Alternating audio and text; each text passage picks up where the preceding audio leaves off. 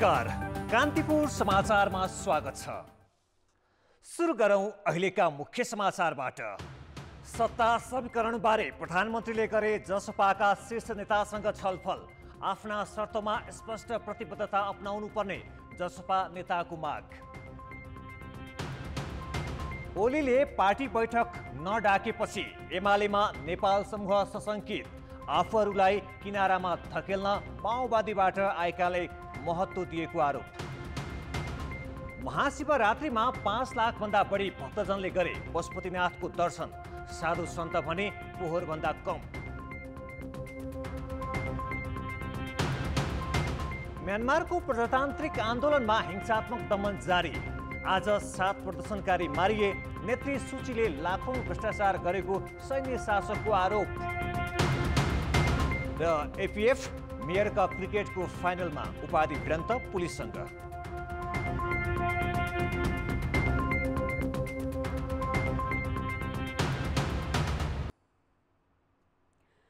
Corona महामारीको प्रभाव यसपालि महाशिवरात्रिमा परेको छ। पशुपतिनाथ मन्दिरमा श्रद्धालुको संख्या आधा घटेको छ।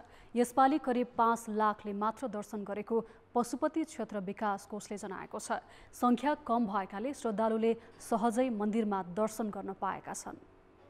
हरेक वर्ष झैं फागुन कृष्ण चतुर्दशीका दिन बिहीबार महाशिवरात्रि पर्व मनाइएको छ। हिन्दू धर्मावलम्बीले पशुपतिनाथ लगायत देशभरका शिवालयमा पूजा आराधना गरी महाशिवरात्रि पर्व मनाएका हुन्। खास गरी पशुपतिनाथ मन्दिरमा देश विदेशदेखिका भक्तजनको बढी भिड लाग्छ। महाशिवरात्रिलाई लक्षित गरी पशुपति क्षेत्र विकास कोषले बिहीबार बिहान 4 बजेदेखि नै मन्दिरका चारवटै ढोका खोलेको थियो। तर विगतका महाशिवरात्रिमा जस्तो भिड भने यसपालि लागेन। गत वर्ष 10 लाखभन्दा बढीले पशुपतिनाथको दर्शन गरेका थिए। तर कोषका अनुसार यसपालि श्रद्धालु करिब आधा घटे। यस्तै भारतबाट आउने साधु सन्तको उपस्थिति पनि यसपालि पातलो देखियो। कोषले अघिल्ला वर्ष भारतका विभिन्न स्थानमा पुगेर साधु सन्तलाई निम्ताने दिने गरेको थियो र करिब 10,000 हाराहारीमा आउँथे। कोषले यसपालि महामारीका कारण निम्ताने गरेन। भारतका साथै विभिन्न जिल्लाबाट कम आएकाले पशुपतिमा यसपालि अघिल्ला वर्षको शिवरात्रिमा जस्तो भिडभाड नभएको हो। विगतको वर्षमा धेरै जनसङ्ख्या थियो दर्शनार्थीहरूको। यस वर्ष दर्शनार्थीहरूको जनसङ्ख्या कम रहेको छ। हाम्रो आकलन 10 लाख थियो। हिजो बेलुकी आएका दर्शनार्थीहरूको सङ्ख्या, आज दिनमा आउने दर्शनार्थीहरूको सङ्ख्या र भोलि बिहानसम्म आउनुहुने दर्शनार्थीहरूको सङ्ख्यालाई आकलन गर्दा यस वर्ष 10 लाखभन्दा माथि नाग्नेवाला छैन। चारै ढोका खोलेर यस वर्ष हामीले कोरोना पछिको पहिलो दिन जुन चारै ढोका खोलेर चारैतिरबाट दर्शन गराएका छौँ, यही नै आजको दिनको विशेष भइरहेको छ। श्रद्धालुका लागि पशुपतिनाथको दर्शन गर्न 3वटा लाइनको व्यवस्था थियो। करिब 1 घण्टामै दर्शन गर्ने पालो मिलेकोले श्रद्धालुहरू हर्षित देखिन्थे। निरन्तरता 4-5 साल हो यहाँ आउन थालेको, तर यसपालि मैले धेरै कुरामा राम्रो देखेँ। जस्तो यहाँ वृद्धहरूको लागि सुविधा देखेँ होइन। र अब यहाँ हामीले दर्शनको लागि 3-4 घण्टा धाउनु पर्थ्यो। अहिले 20-25 मिनटको उसमा हामीले दर्शन गर्न पायौँ र सबै कुराको सुविधा मैले देखेँ। एकदम राम्रो छ अहिले, एकदम सहज छ। अहिलेसम्म चाहिँ अब अगाडि के हुन्छ थाहा छैन है। यहाँसम्म चाहिँ राम्रो तरिकाले आइरहेछौँ, भिडभाड छैन अनि राम्रो छ। धेरै भिड हुन्थ्यो गुहेश्वरीदेखि, त्यति चाहिँ छैन। अहिले चाहिँ म चाहिँ यता पुलदेखि नै लाइन लाग्यो, बिस्तारै बिस्तारै यहाँ पुग्यौँ। अब अगाडि के हुन्छ थाहा छैन। महाशिवरात्रिमा युवा वर्गमा अवैध लागु औषध गाँजा सेवन गर्ने विकृति छ। गाँजाको मुख्य स्रोत साधु सन्त हुन्। साधु सन्त कम रहेको र पशुपतिलाई गाँजा लगायत नशालु पदार्थ निषेधित क्षेत्र घोषणा गरिएकाले त्यस्ता गतिविधि यसपालि नभएको कोषको दाबी छ। लामो समय कोरोना महामारीको कहर र लकडाउनका कारण जनजीवन घरभित्रै थुनिनु परेको मात्र थिएन। धेरै जात्रा र चाडपर्व प्रभावित भएका थिए। शिवरात्रिको यो जमघटले सांस्कृतिक उत्सवमा रमाउन जनजीवन कति आतुर छ भन्ने पनि देखाएको छ। कान्तिपुर समाचारका लागि क्यामेरामा हरिशरण तिमल सिन्हाका साथ अञ्जना लामिछाने, काठमाडौँ। प्रधानमन्त्री केपी शर्मा ओलीले सत्ता समीकरणका लागि जनता समाजवादी पार्टी जसपाका शीर्ष नेतासँग छलफल गरेका छन्। प्रधानमन्त्री ओलीले जसपाका शीर्ष नेतालाई आज बालुवाटा निवासमा बोलाएर 2 घण्टा लामो छलफल गरेका हुन्। प्रधानमन्त्रीसँगको छलफलमा जसपाका अध्यक्षद्वय महन्त ठाकुर र उपेन्द्र यादव तथा वरिष्ठ नेताद्वय अशोक राई र राजेन्द्र महतो सहभागी थिए। जसपाका संघीय परिषद अध्यक्ष बाबुराम भट्टराई भने छलफलमा सहभागी भएनन्। जसपालाई अहिले सत्ता समीकरणमा निर्णायक मानिएको छ। जसपाका नेताहरूले प्रधानमन्त्रीसँग आफ्ना असन्तुष्टि सम्बोधनका लागि संविधान संशोधन, मधेस आन्दोलनका क्रममा लगाइएका मुद्दा फिर्ता, सांसद रेशम चौधरीको रिहाई लगायतका माग अगाडि सारेका छन्। प्रधानमन्त्री ओलीले ती विषयमा ठोस जवाफ नदिएको जसपाका वरिष्ठ नेता अशोक राईले जानकारी दिए। उनका अनुसार प्रधानमन्त्रीले नयाँ परिस्थिति निर्माण भएको भन्दै सरकार मिलेर चलाउन प्रस्ताव गरेका थिए। प्रधानमन्त्रीले जसपाका मागका विषयमा थप छलफल गरेर समझदारी गर्न सकिने बताएका थिए। प्रधानमन्त्रीका प्रेस सल्लाहकार सूर्य थापाले जसपाका नेताहरूसँगको छलफल सकारात्मक भएको र भोलि कार्यदल स्तरमा छलफल हुने ट्विट गरेका छन्। जसपाका पदाधिकारीको बैठकले प्रधानमन्त्रीसँगको छलफल अघि सत्ता समीकरणबारे सबै दलसँग छलफल गर्ने निर्णय गरेको थियो। राजनीतिक घटनाक्रम र अबको रणनीतिबारे छलफल गर्न जसपाले भोलि संसदीय दलको र चैत 5 गते पार्टीको कार्यकारी समितिको बैठक बोलाएको छ। नयाँ सत्ता समीकरणको साँचो बनेको जसपा र प्रधानमन्त्री केपी शर्मा ओली बीच आज 3 घण्टा भेटवार्ता भएको छ र यसै विषयमा थप जानकारी दिन जसपाका वरिष्ठ नेता अशोक राई अहिले हाम्रो प्रत्यक्ष सम्पर्कमा हुनुहुन्छ। यहाँलाई स्वागत छ कान्तिपुर समाचारमा। धन्यवाद। प्रधानमन्त्री र तपाईहरू बीच बालुवाटारको छलफल खास के विषयमा केन्द्रित थियो? अब यो नयाँ परिप्रेक्ष्यमा सरकारमा रहेका दलहरू र प्रमुख प्रतिपक्षसँग समेत छलफल गर्ने, एकअर्काको दृष्टिकोण बुझ्ने र अगाडि चाहिने मुलुकलाई अब कसरी लिएर जाने हो भन्ने बारेमा अलिकन पहल कदमी लिएर हामीले चाहिँ वार्तालाप गर्नुपर्छ भन्ने निर्णय गरेका थियौँ र त्यही निर्णयलाई कार्यान्वयन गर्ने सिलसिलामा आज चाहिँ बालुवाटारमा प्रधानमन्त्रीजीसँग चाहिँ कुराकानीहरू भयो र कुराकानी हुने सिलसिलामा प्रधानमन्त्रीजीले चाहिँ अब सहकार्य गर्न सकिने र मिलेर अगाडि जानुपर्ने, त्यसका निम्ति चाहिँ केही कठिनाई भए, केही समस्या भए सरकारको तर्फबाट गर्न सकिने कामहरू चाहिँ गर्न तयार रहेको कुरा चाहिँ उहाँले बताउनु हो। के गर्ने आश्वासन प्रतिबद्धता जनाउनु भयो? होइन, उहाँले त्यो किसिमले हामीलाई अलिकति हाम्रा केही समस्याहरू छन् कि भनेर खोजी गर्नुभयो। होइन, त्यो किसिमले हामीले चाहिँ नि विगतदेखि भन्दै आएको सांसद माननीय रेशम चौधरीजीको रिहाईको कुरा, संविधान संशोधनको कुरा र त्यसपछि मधेस आन्दोलनको क्रममा चाहिँ नि लगाइएका मुद्दाहरूलाई फिर्ता लिने कुरा, यी कुराहरू चाहिँ नि हुनु पर्यो। यी कुराहरू परिणाममा देखिएपछि हामी चाहिँ के छ भन्दाखेरि फेरि कुराकानीमा बस्न सक्छौँ, छलफल गर्न सक्छौँ। भनेको अब तपाईँहरू एमालेको नेतृत्वमा, केपी शर्मा ओलीको नेतृत्वमा सरकारमा जान तयार हुनुभयो? होइन, त्यो तयार हुने वा नहुने भन्ने प्रसङ्गमा हामी प्रवेश गरेनौँ।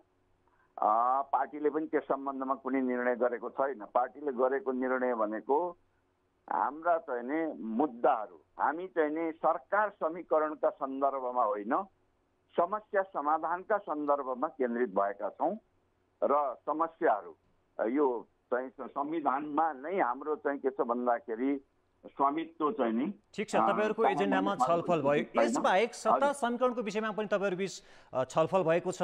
त्यो छलफलमा चाहिँ तपाईँहरू र प्रधानमन्त्री केपी शर्मा ओली बीच पदीय भागवण्डाको विषयमा पनि छलफल भएको थियो। के कति भागवण्डाको विषयमा कुराकानी भएको छ? त्यस्तो कुनै कुरा भएको छैन। त्यस्तो कुनै कुरा भएको छैन। पार्टीको एक शीर्ष नेता भएको नाताले मेरो जानकारीमा त्यस्तो कुनै कुरा छैन। आज पनि त्यस्तो कुनै कुरा उठेन। होइन, प्रधानमन्त्रीको तर्फबाट चाहिँ के छ भन्दाखेरि मिलेर जान चाहिँ सकिन्छ। त्यसको निम्ति चाहिँ के कसरी जाने भन्ने सन्दर्भमा राय चाहिँ तर एमाले नेतृत्वको प्रधानमन्त्री केपी शर्मा ओलीको नेतृत्वमा तपाईँहरू जानको लागि चाहिँ तपाईँहरूको पार्टीभित्रै पनि द्विधार देखिएको छ। डाक्टर बाबुराम भट्टराई लगायतका नेताहरू उहाँ केपी शर्मा ओलीको नेतृत्वमा सरकारमा जान हुँदैन भनेर मतभेद राखिरहनु भएको छ। यस्तो अवस्थामा होइन, यो धार चाहिँ बनावटी धार हो अथवा यसलाई अलिकति नमिठो शब्दमा भन्दा अब सञ्चारबाट निर्मित धार जस्तो मैले चाहिँ महसुस गरेको छु। अन्यथा नलिनु होला। हामी एक रायमा छौँ, हामी एकजुट छौँ। आज हामीले बैठक बसेर एक रायले निर्णय गरिकन यो चाहिँ अहिले नयाँ विकसित परिस्थितिमा जनता समाजवादी पार्टीले हस्तक्षेपकारी भूमिका निर्वाह गर्नुपर्छ र यसलाई चाहिँ कसरी अग्रगति दिने भन्ने सम्बन्धमा चाहिँ हामीले हाम्रो भूमिका चाहिँ प्रष्ट देखिने गरी लानुपर्छ। यो कुनै चाहिँ के भन्दाखेरि गोप्य ढङ्गले छलफल गर्ने, कहाँ कुनै कुनामा चाहिँ सहमति गर्ने तरिकाबाट होइन। यो चाहिँ मिडियालाई पनि राम्रोसँगले छ्याङ्ग थाहा हुने गरी, समाजलाई पनि छ्याङ्ग थाहा हुने गरी, अन्य चाहिँ दलहरूलाई पनि थाहा हुने गरी, राष्ट्रलाई मुलुकलाई थाहा हुने गरी हामीले चाहिँ छलफल गर्नुपर्छ। त्यसको निम्ति हामीले चाहिँ इनिसिएटिभ लिनुपर्छ, पहल भन्ने कुरा हो हाम्रो। उहाँ हुनुहुन्थ्यो जनता समाजवादी पार्टीका वरिष्ठ नेता अशोक राई। पाइक समाचार। सर्वोच्च अदालतले नेकपा एमाले ब्युत्याइदिए पनि प्रधानमन्त्री केपी शर्मा ओली र वरिष्ठ नेता माधव नेपाल समूहबीच विश्वासको सङ्कट कायमै हुँदा पार्टी गतिविधि सहज ढङ्गले अघि बढ्न कठिन भएको छ। प्रधानमन्त्री ओलीले नेपाल समूहलाई सकेसम्म निषेध गर्ने रणनीति लिएको र माओवादीबाट आएकाहरूलाई बढी महत्त्व दिएको बुझाएका असन्तुष्ट समूह प्रतिवादको तयारीमा जुटेको छ। पार्टी पुनर्स्थापना लगत्तै वरिष्ठ नेता माधव नेपाल समूहका नेताहरू लगातार आन्तरिक छलफलमा छन्। अदालतको फैसलाले पार्टी पूर्ववत अवस्थामा फर्काए पनि अध्यक्ष ओलीले पार्टी कमिटीका बैठक नराखेको र आफ्नो समूहलाई निषेध गर्ने रणनीति लिएको भन्दै नेपाल समूह भावी कदमबारे छलफलमा छुटेको हो। पार्टी पूर्ववत अवस्थामा फर्केपछि संगठनमा जिम्मेवारी समेत पुरानै अवस्थामा आइसकेको तर ओली खेमाले निर्वाचित पदाधिकारीलाई तत्काल जिम्मेवारी दिने र कमिटी बैठक बोलाउने भन्दा माओवादीबाट आफ्नो समूहमा आएका नेतालाई बढी प्राथमिकता दिएको नेपाल खेमाको बुझाइ छ। बुधबार मात्रै एमालेका दुई समूह बीच कैलालीमा जिम्मेवारीको विषयलाई लिएर झगडा नै भएपछि यो समूह झनै सशंकित भएको छ। यथाशीघ्र बैठक बोलाउनु पर्ने, त्यसको बारेमा छलफल गर्नुपर्ने काम होला भन्ने अपेक्षा गरेका थियौँ। तर अहिलेसम्म नभएपछि फेरि कतै हामीले यति ठुलो दुईटा ठुला पार्टीको एकता त गुमायौँ। नेकपा एमालेको एकता, यसको शक्तिमा पनि कुनै आँचाउँछ कि भनेर हामीलाई चिन्ता लागेको छ। यहाँहरूलाई थाहा छँदैछ देशका विभिन्न भागहरूमा सर्वोच्च अदालतको फैसलाबाट गरिएको निर्णय विपरीतका गतिविधि अन्त कतिपय ठाउँमा गुन्डागर्दी समेत भएको हामी सुनिरहेका छौँ। यसबाट हामी चिन्तित छौँ। ओली समूह अहिले संसदीय दल र केन्द्रीय कमिटी दुवैमा बहुमतमा छ भने सरकारमा सहभागी सबै मन्त्री ओली निकट छन्। अब पार्टीका निर्णय र सरकारमा नेपाल पक्षले स्वाभाविक रूपमा आफ्नो हिस्सा खोज्नेछ। प्रधानमन्त्री ओलीले प्राथमिकता नदिएपछि यस समूहले हेपिएको महसुस गर्दै ओलीको प्रतिवाद गर्ने सम्मको तयारी गरिरहेको छ।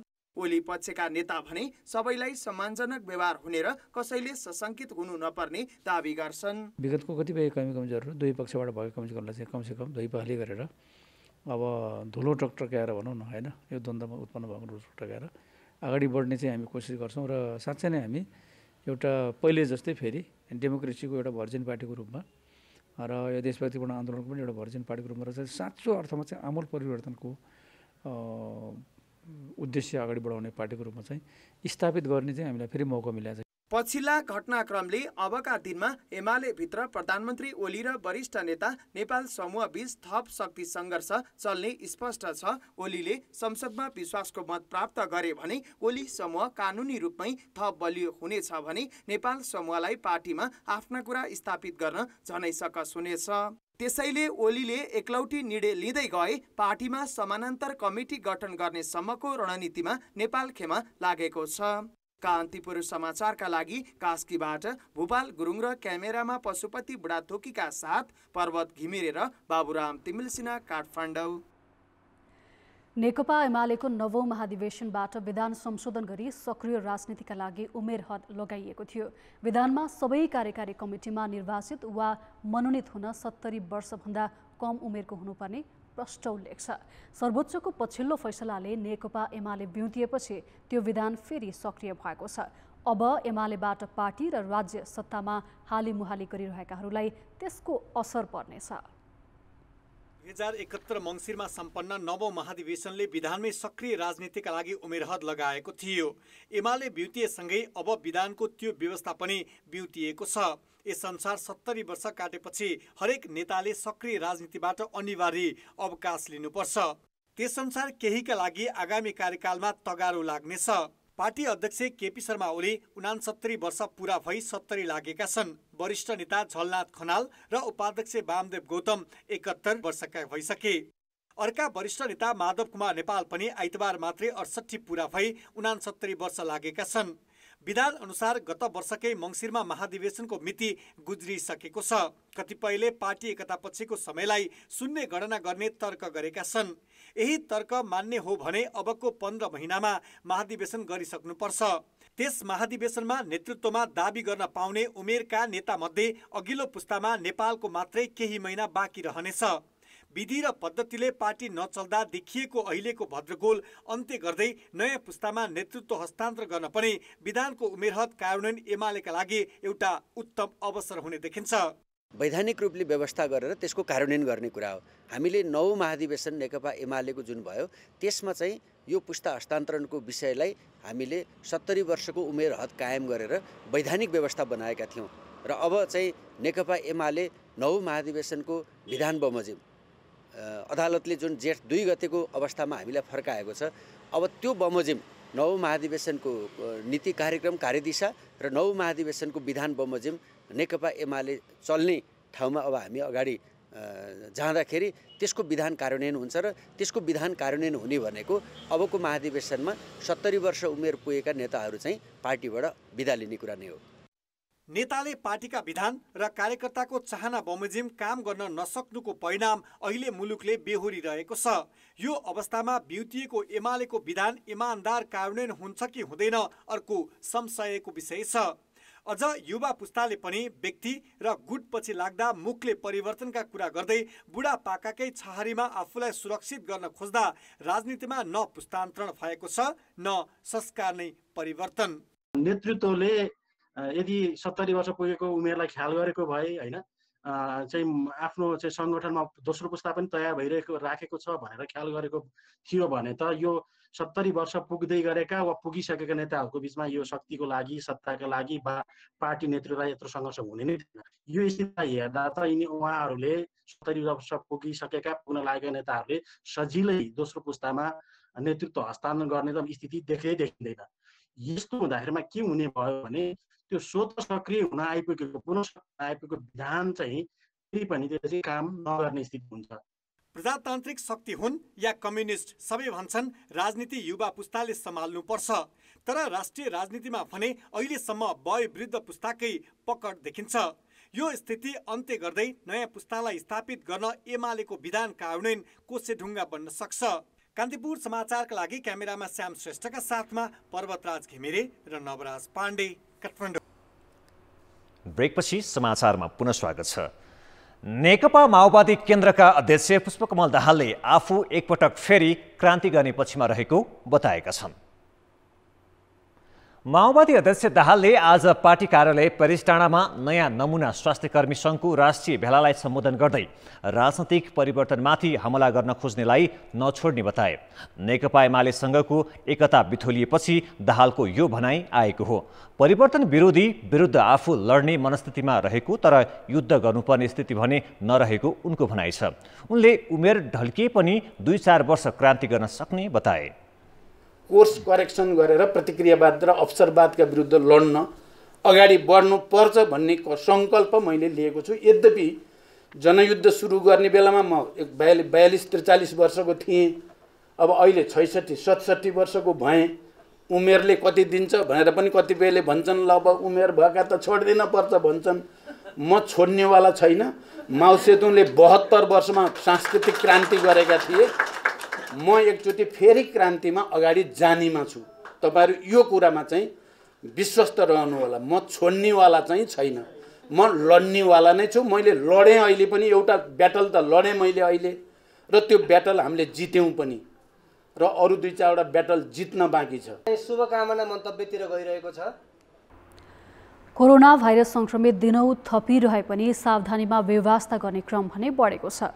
सार्वजनिक सवारी साधन र बजारदेखि राजनीतिक कार्यक्रममा मात्र होइन, मन्दिरमा पनि मास्क र भौतिक दूरीलाई व्यवस्था गर्न थालिएको छ। कोरोना भाइरस संक्रमितको संख्या अहिले पनि दैनिक 100 को हाराहारीमा थपिरहेकाले बिहिबार पशुपतिको दर्शन गर्न आउनेलाई मास्क अनिवार्य भनिएको थियो।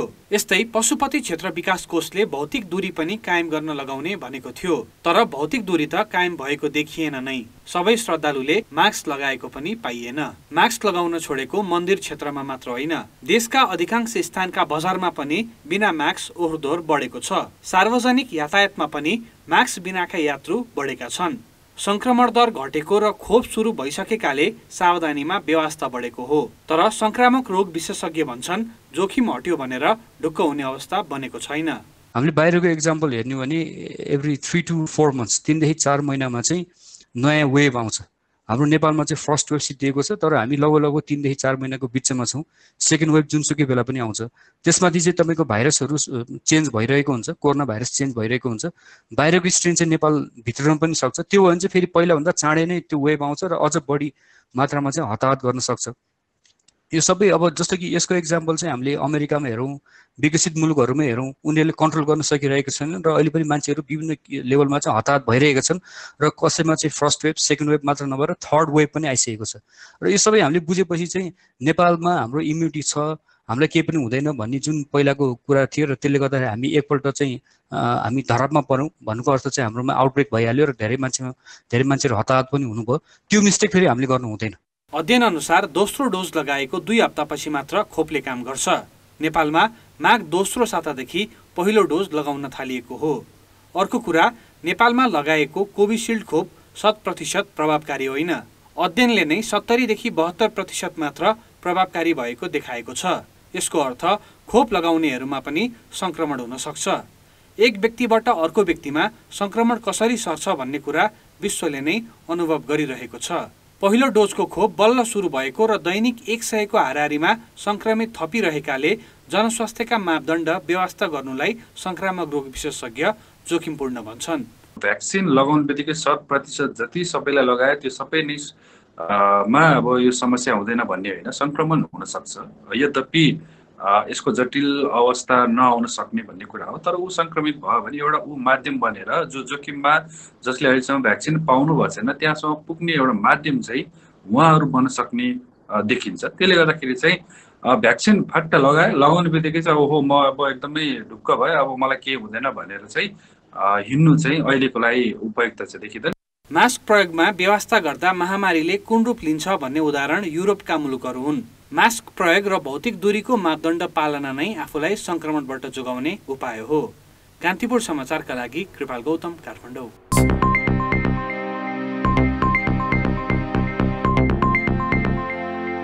अर्थतन्त्र कोरोना महामारी सुरु हुनु अघिकै अवस्थामा फर्किएको छ।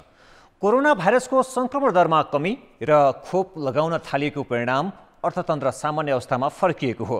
2 महिनामा करिब 1.5 खर्ब रुपैयाँ कर्जा प्रवाह भएको छ। कोरोना भाइरसको संक्रमण रोक्न सरकारले चैत 11 देखि साउन पहिलो सातासम्म लकडाउन गर्यो। त्यसको असरले आर्थिक गतिविधि ठप्प भए। गत आर्थिक वर्ष अन्तिम तरमाइसमा आर्थिक वृद्धि 15.4% ले ऋणात्मक भएको तथ्याङ्क केन्द्रीय तथ्याङ्क विभागले सार्वजनिक गरिसकेको छ। साउन पहिलो साता लकडाउन हटाइए पनि व्यापार व्यवसायमा प्रतिबन्ध कायमै थियो।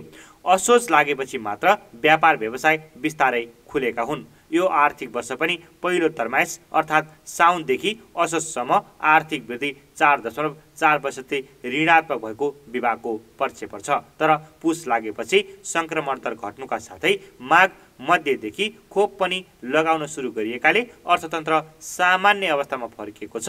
उद्योग व्यवसाय सामान्य अवस्थामा झैँ चल्न थालेको तथा व्यापार व्यवसाय पनि बढेको आर्थिक वृद्धि मापन गर्ने विभागको भनाइ छ। कार्तिक मङ्सिरमा पनि केही समस्या नै देखियो, तर पुस लागिसकेपछि भ्याक्सिनको पनि अन्तर्राष्ट्रिय स्तरमा विकास भएको, नेपाल सरकारले पनि ल्याउन पहल गरेको, नेपालमा पनि त्यति धेरै जनधनको क्षति नभएको, यी विविध कारणले जनमानसमा कन्फिडेन्स बढेको कारणले पनि होला अथवा नेपाल सरकारले ल्याएका नीतिहरूको कारणले गर्दा पुसदेखि चाहिँ अर्थतन्त्र साँच्चीकै लयमा फर्केको हामीलाई आभास भएको छ। तर कति प्रतिशतले अथवा कुन दरमा भन्ने विवरणहरू निकाल्नको लागि चाहिँ अझै केही समय पर्खनुपर्ने हुन्छ। पुस यता आर्थिक गतिविधि बढेको राष्ट्र बैंकको तथ्याङ्कले पनि देखाउँछ। पुस 15 सम्म बैंकहरूमा 2 खर्ब तरलता थियो। त्यस यताको 2 महिनामा तरलता 60 अर्बमा झरेको छ, अर्थात् 1 खर्ब 40 अर्ब रुपियाँ कर्जा विस्तार भएको छ। त्यसबाहेक राष्ट्र बैंकले समेत करिब 85 अर्ब पुनर्कर्जा प्रवाह गरेको छ। पर्यटन बाहेक अन्य क्षेत्र सामान्य अवस्थामा फर्किएकाले कर्जाको माग बढेको हो। प्रारम्भिक तथ्याङ्कलाई हामीले आधार मान्ने हो भने फागुन 20 गतेसम्म यो आर्थिक वर्षमा करिब 557 अर्ब थप कर्जा विस्तार भएको देखिन्छ, जुन 70% को कर्जा विस्तार हो। र तरलताको अवस्थाले पनि आर्थिक गतिविधि विस्तार भइरहेछ र वित्तीय क्षेत्रमा जुन अधिक तरलताको अवस्था थियो त्यो चाहिँ पूर्णतया व्यवस्थापनको स्थितिमा पुगेको छ भन्ने देखाएको छ। कर्जाको माग बढेर आर्थिक गतिविधि बढ्नु अर्थतन्त्रका लागि सकारात्मक हो। उता सरकारले आफूसँग भएको विकास खर्च पनि बढाए अर्थतन्त्र झनै चलायमान हुनेमा दुई मत छैन। कान्तिपुर समाचारका लागि क्यामेरामा रूपक कोइरालाका साथ सुदिल पोखरेल, काठमाडौँ। अब बाँकी समाचार। सेनाकै महिला अधिकृतमाथि यौन दुर्व्यवहार गरेको आरोपमा नेपाली सेनाले सहायक रथी पंकज कार्कीलाई बर्खास्त गरेको छ। शान्ति मिशन सुडानमा हुँदा आफ्नै मातहतको मेजर महिलामाथि यौन सम्पर्क राखेको भन्दै परेको उजुरीपछि कार्कीमाथि छानबिन भएको थियो। कोर्ट अफ इन्क्वायरीले महिला अधिकृतमाथि यौन दुर्व्यवहार गरेको भन्दै कार्कीलाई बर्खास्त गरेको हो। जिम्मेवारीमा रहँदा सैनिक मर्यादा विपरीत काम गरेको आरोपमा ती महिला अधिकृत पनि बर्खास्तमा परेका छन्। हाल 28 नम्बर बाहिनी सिराहामा कार्यरत कार्कीलाई 2 महिना लामो अनुसन्धानपछि एक साता अघि नै बर्खास्त गरिएको सैनिक प्रवक्ता सन्तोष बल्ल पौडेलले जानकारी दिए। संयुक्त राष्ट्रसङ्घले मिसनमा खटिएका सुरक्षा निकायमा महिलामाथिको यौन दुर्व्यवहारमा शून्य सहनशीलता अपनाउने गरेको छ। नेपाली सेनामा यौन दुर्व्यवहारको आरोपमा बर्खास्तमा पर्ने कार्की पहिलो उच्च तहका अधिकृत हुन्। अब जनमतको अन्तिम परिणाम। जनमतमा हिजो हाम्रो प्रश्न थियो, व्यावसायिक तालिमका नाममा सरकारका निकाय पछि किन उस्तै कार्यक्रम चलाइएको होला? ए उद्यमशीलता बढाउन, बी बजेट सक्न र सी दातामुखी योजना। जनमतको नतिजा यस्तो छ, ए उद्यमशीलता बढाउनमा 15%, बी बजेट सक्नमा 67% र सी दातामुखी योजनामा 18% मत प्राप्त भएको छ। अब जनमतमा आजको प्रश्न। जनमतमा आज हाम्रो प्रश्न छ, शान्तिपूर्ण राजनीतिमा प्रतिबद्धता जनाएको चन्द समूहले किन हतियार नबुझाएको होला? ए हतियारै नभएर, बी सरकारको व्यवस्था र सी राजनीतिक चालबाजी। जनमतको अन्तिम परिणाम भोलि साँझ 8 बजेको कान्तिपुर समाचारमा प्रसारण गर्नेछौँ। कृपया NEWS news space A, B वा C टाइप गरी 34001 मा SMS गरी आफ्नो मत व्यक्त गर्नुहोला। अब जनताका आवाज। प्रधानमन्त्री र मन्त्रीहरू दिनैपछि उद्घाटन तथा शिलान्यासमा व्यस्त छन्। त्यसपछिको कामले भने केही गति लिएको छैन। यही सन्दर्भमा हामीले विराटनगरमा सोधेका छौँ, विकासका सन्दर्भमा सरकारी प्रचारबाजीलाई के भन्नुहुन्छ? जनताको आवाज। जुन काम प्रधानमन्त्रीले विकास निर्माण गर्छु भनेर गरेका छन् भने त जनताले प्रत्यक्ष त्यसको प्रतिफल पाउनु पर्यो नि। खोइ त प्रतिफल उखानटुका जोड्दैमा र चाहिँ भाषण गर्दैमा अनि शिलान्यास गरेर हिँड्दैमा जनतालाई चाहिँ झुक्याएर सस्तो लोकप्रियता कमाउन खोजेको मात्रै जस्तो देखिन्छ। जसले नै होडबाजी चलेको छ, यो होडबाजीले गर्दाखेरि जनताले चाहिँ कुनै उपलब्धि पाउनुको सट्टा दुःख पाइराखेका छन्। विकास गर्नेतर्फ आशा छैन। हेर्नुहोस्, यो आफै माथि तसाड मसाड साथीलाई पछि पार्ने, आफू माथि जाने, यो मात्रै काम भयो। खाने बाटा मात्र बनाएछन्, जनताका विकासका कुनै पनि मैले देख्दिनँ। प्रधानमन्त्रीले पनि त्यही छ, हिजोका परिपाटी पनि त्यही थियो, आजको पनि त्यही छन्। प्रजातन्त्र आयो भने झन् भ्रष्ट भएर गइन्छ। त्यति नै जनताको अपेक्षा अनुसार अहिलेको सरकारले काम गर्न सकेका छैन। सरकार भनेपछि प्रधानमन्त्रीको मुख्य नेतृत्व रहन्छ र जसरी गर्नुपर्ने हो त्यो तीव्र गतिमा कामहरू नभएको, एकदमै कुनै पनि विकासको गतिमा अगाडि नबढेको अवस्था चाहिँ मैले महसुस गरेको छु। जुन जनताले अपेक्षा राखेका थिए त्यो त एउटा काम पनि भएको छैन। उहाँको त उखान टुक्का यस्तैमा मात्रै सीमित भइराखेको छ र जनताले चाहेको कुरा चाहिँ केही भएकै छैन। हामी यसमा भरै पर्दैनौँ। जति सिङ्गापुर बनाउँछु भने तापनि त्यस्तो त हामीले अनुभव गर्न पाएका छैनौँ। खालि आफ्नो कार्यक्रममा मात्र व्यस्त छन्, जान्छन्, भाषण गर्छन्, के नगर्छौँ भन्छन्, आश्वासन मात्र दिन्छन्, तर सबै यो झुटो आश्वासन भइरहेछ क्या जनताहरूलाई। पानी जहाज उडाइदिन्छु भनेको थियो, रेल ल्याइदिन्छु भनेको थियो, घरमा ग्यास सलल अब सिलिन्डर बोक्नु पर्दैन भनेको थियो, अहिलेसम्म काहीँ केही छैन। हाम्रो आँखाले देखेको छैन, काहीँ केही गरेको छ भने पनि खोइ कहाँबाट विकास त भएर के भाषण मात्रै गर्नुहुन्छ। अहिलेसम्म त केही विकास गरेको थाहै पाएको छुइनँ। हाम्रो अरू छोराछोरी यस्तो गरिब मान्छेको कति दुःख पाएको छ, पढ्न पाएको छैन।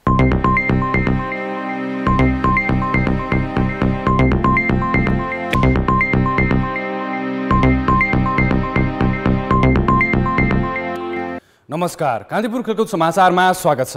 काठमाडौँ मेयर 11लाई 7 विकेटले हराउँदै एपिएफ मेयर कप एकदिवसीय क्रिकेट प्रतियोगिताको फाइनलमा प्रवेश गरेको छ। लिग चरणको अन्तिम खेलमा एपिएफलाई फाइनलमा पुग्न जित्नै पर्ने दबाव थियो। मुलपानी क्रिकेट मैदानमा टस हारेर ब्याटिङको निम्तो पाएको काठमाडौँले 48 ओभर 5 बलमा अलआउट हुँदै 178 रन बनाए। उसका लागि सन्दीप रजालीले सर्वाधिक 48 रन बनाए। यस्तै हरिशङ्कर शाहले 36, खडक बोहराले 13, विक्रम भुषालले 20 रन जोडे भने कप्तान सन्दीप लामिछाने 11 रनमा आउट भए। एपिएफका कमल सिंह ऐरी र अविनाश बोहराले 3-3 विकेट लिए। जवाफमा कमजोर सुरुवात गरेको एपिएफले 44 ओभर 1 बलमा 3 विकेट गुमाउँदै लक्ष्य पूरा गर्यो। खराब सुरुवात गरेको उसले 1 रन हुँदा पहिलो विकेट गुमाएको थियो। आसिफ शेखले खाता खोल्न सकेनन् भने शङ्कर राणा 31 र भुवन कार्की 11 रनमा पेभिलियन फर्के। चौथो विकेटका लागि सन्दीप जोरा र कप्तान शरद भेस्वाकरले शतकीय पारीको साझेदारी गरेपछि एपिएफको पारी उकासिएको थियो।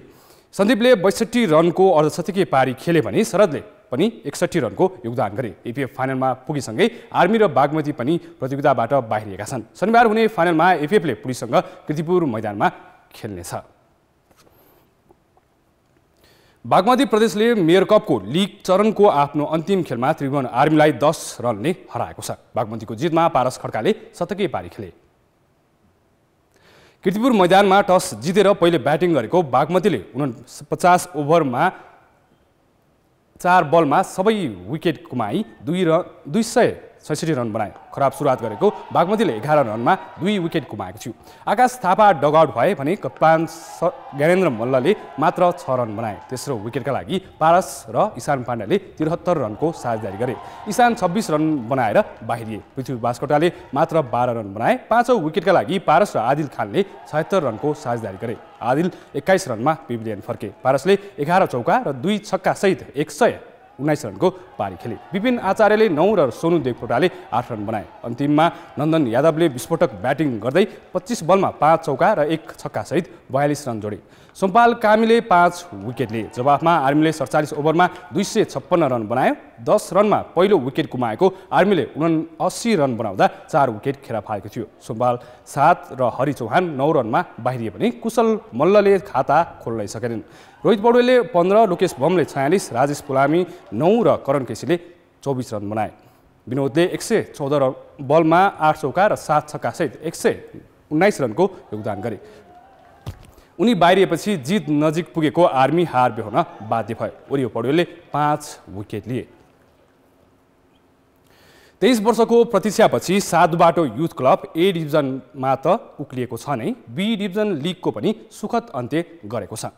अन्तिम खेलमा उसले आरसिटीलाई 1-0 गोलले हरायो। पहिलो पटक शीर्ष डिभिजनमा उक्लिएको साधुबाटालाई त्यहाँ टिकिरहन पनि चुनौती छ। साधुबाटोका लागि बिहिबारको खेल विशेष थियो। 2 खेल अगावै बी डिभिजन च्याम्पियन बने पनि साधुबाटो अन्तिम खेल जितेर उपाधि उचाल्न चाहन्थ्यो। अघिल्ला 3 भेटमा साधुबाटोले आरसिटीलाई नतिजा सुम्पिएको थियो। त्यसैले बिहिबारको खेलमा खेलाडीले थप मेहनत गरे। नतिजा साधुबाटोको पक्षमा आयो। मल्दिना आङ थुप्पोले गरेको एकमात्र गोल निर्णायक बन्यो।